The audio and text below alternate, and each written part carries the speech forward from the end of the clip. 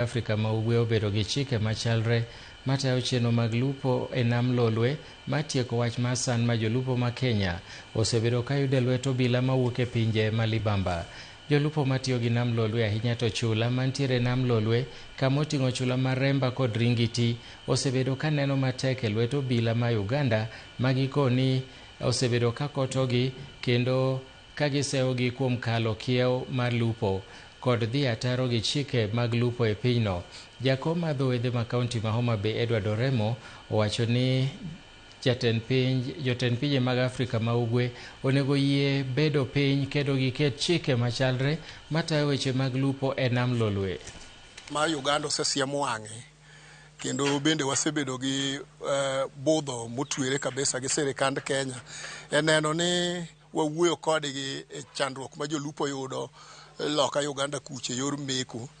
Pod nitie ng'eng'e matin mag meko ma wayudo particularly kowuok kuom jo Uganda Revenue Authority mantie e chulano mar Hama. To king'iyo gik ma imeko negi gin gik moko ma samoro biro koluwore kod tungni mag chike matayo lupo mantie pinje adekgi kata odoko ni walupo kamoro achiel.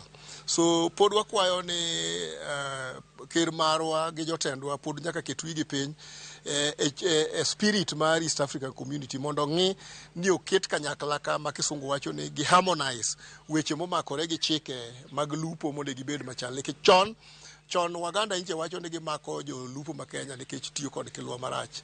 But sani to koro most of the time yudo ka kilwa ne bera to samoro gimidwaro kuom ranyisi sani koro Uganda wacho ni jowa ok onego bed ni dhi nam gi barafu yie.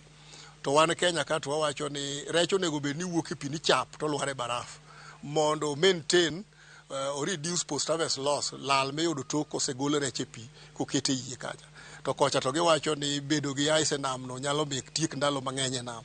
Yes, en ndalo mang'eny to onego bed ni waketo ice mondo